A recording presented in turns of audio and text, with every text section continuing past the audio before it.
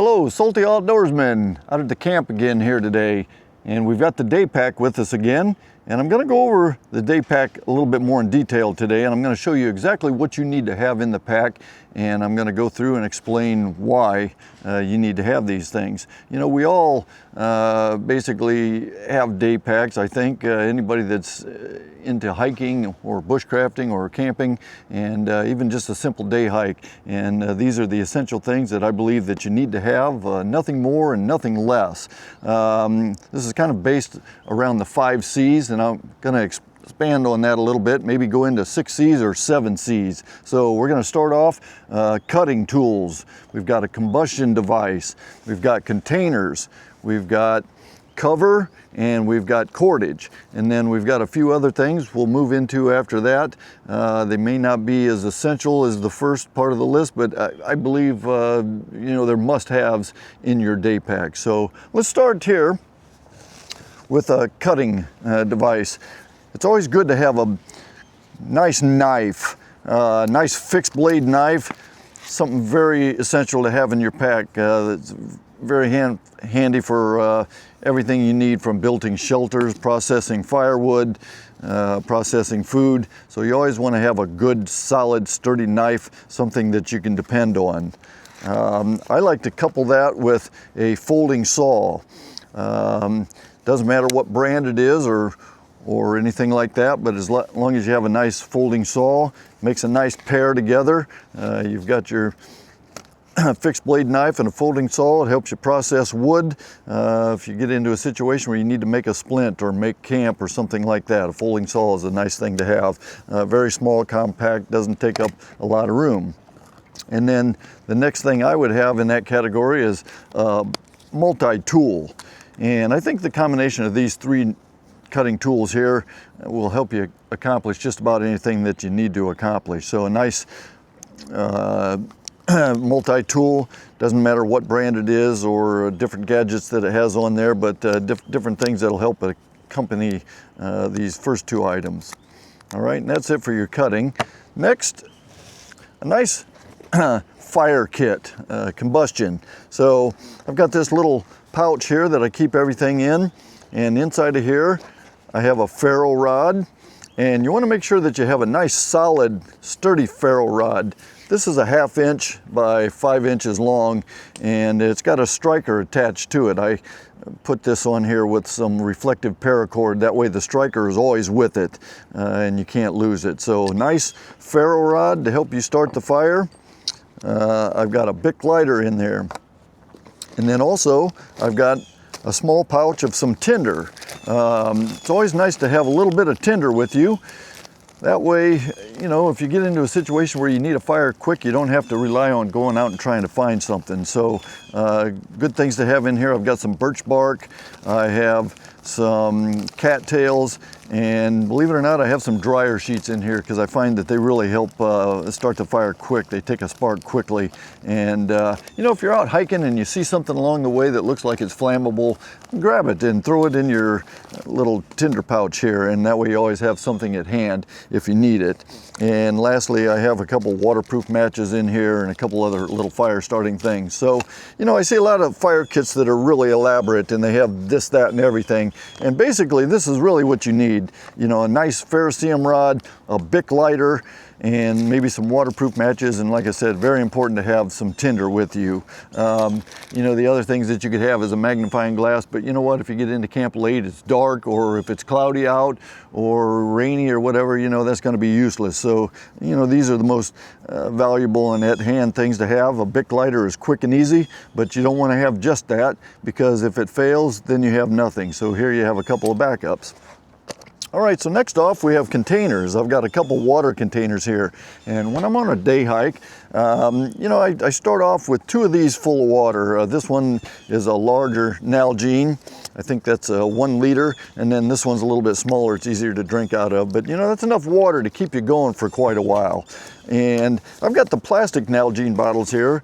It's nice to have a stainless steel Nalgene bottle so that you could boil water in if you had to. But the reason I have the plastic ones, I like drinking out of them much better than I do the metal ones. But I also have this little container here by the Pathfinder School, and it's just a little cup, metal cup, and this bottle fits right down inside of it like that. You know, it doesn't take up much more room than the bottle itself, and this is just such a perfect little container if you want to boil water in it. You could cook your food in this if you had to, and you know, that way if you had to process water and boil it for clean drinking water, you have an apparatus to do that in. Like I said, and this is kind of my main drinking bottle that I drink out of, and this is kind of a little bit of backup water. So the container, very important thing. Also, while we're on the container subject, your backpack would be considered a container as well, because it holds all of your tools that you're putting in it. So, all right, next in line, we've got a tarp here for cover. Doesn't matter what you have, whether it's a tarp or a poncho or something of that nature, emergency blanket, but this gives you the ability to make a quick shelter if you have to. You know, basically we're set up for a simple day hike here. We don't need everything but the kitchen sink because you're just going out on a day trip. But you know what, you could get into a situation where, you know, if you have an injury or if you get disoriented or maybe lost on a trip that you're on and you're faced with spending the night, you want to have a way to make shelter. And I find the quickest way to make shelter is to have a nice tarp, and you can string that up quite quickly and easily and get yourself out of the elements if you have to. Next in line, we've got cordage, and you know, you don't need a ton, but here's a 50 foot of braided paracord and 550 paracord, and this has multiple uses for a lot of different things. You know, like I said, we're not looking at surviving here, but we're looking at a day hike. But if you got into a situation, you have the tools that you need to survive and give you enough time to find your way out or get help. So, like I said, beyond that, we're going to move down the line a little bit. This kind of covers the 5 C's. You've got cutting, you've got combustion, you've got containers, you've got cover, and you've got cordage. Now the next thing in line, I would call, just to keep it with the C version, we've got a first aid kit, but I would call that care. You know, you need to take care of yourself when you're out here, and if you have an injury, you've got to have a nice first aid kit on board to help you address whatever situation. If you get a cut on your hands or if you get a burn or something like that, nice first aid kit comes in handy. And I've got a few things packed inside of here. I've got a red bandana, many uses for a bandana, and I've got some super glue in here that if you get cut, you get a cut on your hand or something like that, you can fix it up real quick with the super glue, and a few other, you know, essentials. But nice to have a first aid kit with you, very important. Beyond that, the next thing in line, I would say, would be a compass.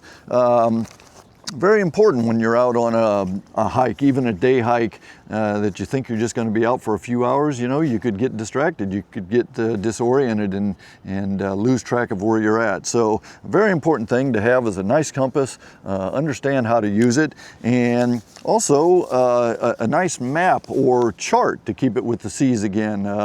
I'm a sailor, and when you're on the water, we refer to these as charts instead of maps, but on land we call them maps. But to keep with the C's category, we'll call it chart. But you always want to, if it's available, have some type of a chart or something. You don't want to rely on your phone. You know, you could run out of battery or something like that. And if you have a chart, very good thing to have on board, the combination, your compass and a chart.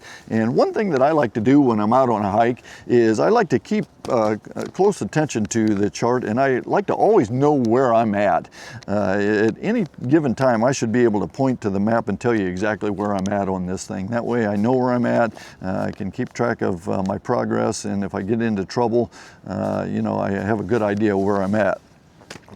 All right, so next in line, candling device, I would say, would be the next thing to carry. You know, I've got this little pouch here, and I've got a headlamp in here, and I've got another small flashlight. And you know, if you get into a situation where, you know, you're running out of time, it's getting late, you've got to set up camp, you realize that hey, you're not going to be able to make it out tonight, you're looking at spending the night, in a situation, well, it's nice to have a flashlight with you to help accomplish some of the things that you're going to need to do. You're going to need to build some kind of a shelter. You're going to need to get some firewood. So to have a nice flashlight with you, that's going to help you out there.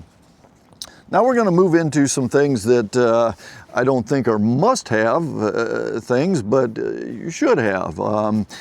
You know, you might want to have a little bit of a water filter, some kind of water filtration. You know, there's tablets and things like that, but I've got a little Sawyer straw here. These things are very small and inexpensive. This thing doesn't weigh anything, folds up, goes right into your pack. And if you need this, if you get into a situation where you're low on water, you need to process some water, you've got this here. Like we said before, we've got this little container. If we had to boil water, you know, we can boil it, but you know, just this is kind of a luxury, but it's a nice little thing. It's small, lightweight, not real expensive, and you put that in there. The other thing is a little, some people call it a possibles pouch. I call it an extras pouch. And if you want to just have a few extra things in there, I've got a pair of reading glasses in there in case I break mine or lose them. And another thing I think is a good thing to have in here with you is a whistle. You know, if you're out and you're lost and it's getting dark, or if you're injured, a whistle is a good signaling device. You know, it's loud, you can hear it from a long distance, and if you were to try to yell or shout for a long time, you know, you may end up losing your voice or something like that, and I think also a whistle might be easier to hear. So a whistle is a nice little thing to have in there, but a little extras pouch, that way you can throw a few things in here. If you want something a little bit extra with you, some pain relievers or something like that, you've got a little pouch to put it in. Now, next in line, this is certainly something that you don't have to have, but I like to carry them sometimes. I don't always carry them, but a pair of binoculars. You know, if you're out hiking and you see something off in the distance you want to explore or something like that, or if you see people or something like that, you're just curious about something, a nice little pair of binoculars. Like I said, this is a luxury. I'm not saying that you have to have this with you, but it's one of those things where, you know, if you want to throw it in your pack, you've got them with you there. So, and then lastly, a pair of leather gloves. You know, a very important thing to have in your pack. You want to always protect your hands when you're out here, and if you get into a situation where you have to make camp or process firewood and do things around the fire, a pair of leather gloves will help protect your hands. So very nice thing to have on board. So that's kind of a look at what we have here as far as the day pack. And you know, like I said, on top of that, now you can start bringing luxury things, other things that you want to bring. If you want to bring a book to read or something like that, or if you want to bring some extra clothing, I would highly suggest bringing a raincoat or something like that. Like I said, a poncho. And but any other thing you want to put on top of this to make your trip more enjoyable, camera equipment or something like that. You know, if you're into photography, you want to take a camera along or something like that. But these are the basics that you want to start with, and you want to always have these things in your pack. That way they're there, they're ready to go, especially these first 5 components. You know, you always want to have these with you when you're out there, because if you get into a situation, you know, you have a way to sustain yourself until you can get help. So basically that's it for the day pack. Just wanted to go over that real quick and let you have another look at that. We've covered this several times. You know, another thing, I see people bringing stoves and food and things like that, and you know, everybody has their own personal preference, how they like to do things. When I'm out on a day hike, you know, I like to cover a lot of ground, and I like to see things and explore and things like that. And I don't always want to stop and cook something, you know, especially if you have to build a fire or set up a stove or something like that. I'll pack a sandwich. You know, I eat really good when I'm at home, and so when I'm out on a day hike, you know, if I have to pack a nice sandwich or something like that, I'm okay with that. I don't need a gourmet meal out here. My main goal is to get out here, cover some ground, see some territory, and make some progress out here. So, you know, everybody has their own ways of doing things, but that's just how I kind of like to do it.